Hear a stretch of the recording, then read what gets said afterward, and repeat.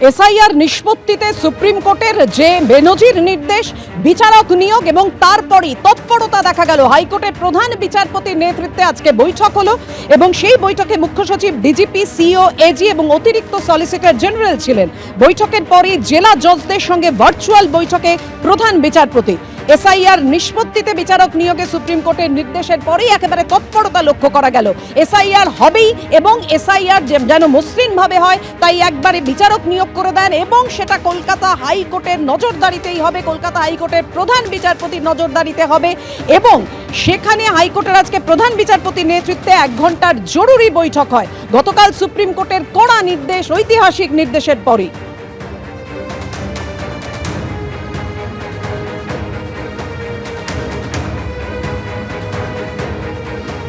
SIR সুষ্ঠুভাবে যাতে হয়, মসৃণভাবে যাতে হয়, তার সে কারণে একেবারে বিচারক নিয়োগ করে দিল সুপ্রিম কোর্ট। গতকাল বেনজির নির্দেশ দেয় সর্বোচ্চ আদালত, তারপরেই আজকে দেখা গেল তৎপরতা।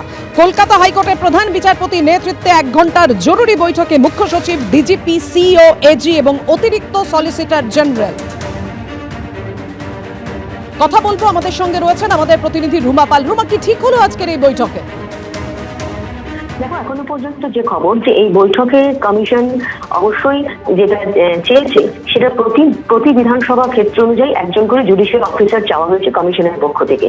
যেহেতু 294টা বিধান রয়েছে, সেক্ষেত্রে ইআরও যেমন 294 রয়েছে, সেক্ষেত্রে কিন্তু প্রতি বিধানসভা ক্ষেত্র অনুযায়ী একজন করে জুডিশিয়াল অফিসার চাওয়া হয়েছে কমিশনের পক্ষ থেকে।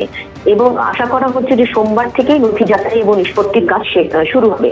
অন্যদিকে জানিয়ে রাখি, যেহেতু আজকে 21শে ফেব্রুয়ারি এবং সেক্ষেত্রে আজ 12টা পর্যন্ত কিন্তু যেটা স্ক্রুটিনি চলবে, সেক্ষেত্রে আজকে রাত 12টার পর যখন এটা শেষ হয়ে যাবে, তখন কালকে কিন্তু এসি ওয়াইজ এবং ডিস্ট্রিক্ট ওয়াইজ তালিকা দেওয়া হবে কমিশন থেকে, কারা কারা এই তথ্য যাচাইয়ের পড়ছে।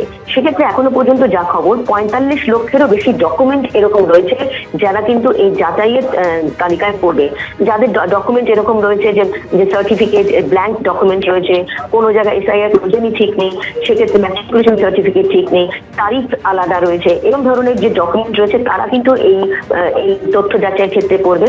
অন্যদিকে জানিয়ে রাখি, যখন এই তথ্য যাচাই হবে সেক্ষেত্রে অবশ্যই যেমন এডিজে, ডিজে, রিটায়ার্ড এবং সার্ভিং আদালতের তরফ থেকে চাওয়া হয়েছে কমিশনে, যেমন এরা সবাই মিলে নিষ্পত্তি করবেন, সেক্ষেত্রে কিন্তু সিসিটিভি থাকবে। তথ্য যাচাই এবং নিষ্পত্তির ক্ষেত্রে এবার কিন্তু সিসিটিভি থাকবে। এবং অবশ্যই আজকে রাতের পরই, যখন রাত 12টার পর যখন স্ক্রুটিনি শেষ হবে, তারপর কিন্তু এসি ওয়াইজ এবং ডিস্ট্রিক্ট ওয়াইজ তালিকা একটা অবশ্যই কমিশনের তরফ থেকে দেওয়া হবে।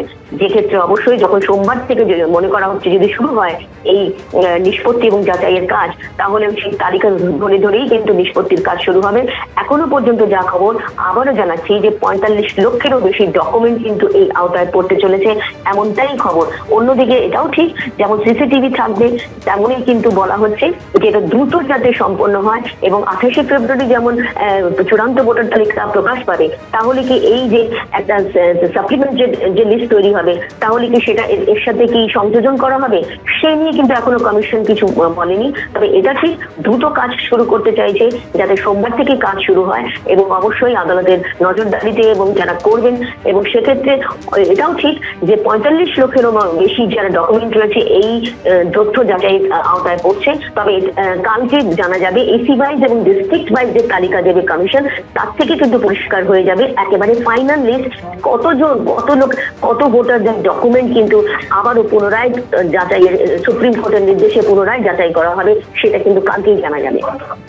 ধন্যবাদ তোমায় রুমা। এবিপি আনন্দ, এগিয়ে থাকে, এগিয়ে রাখে।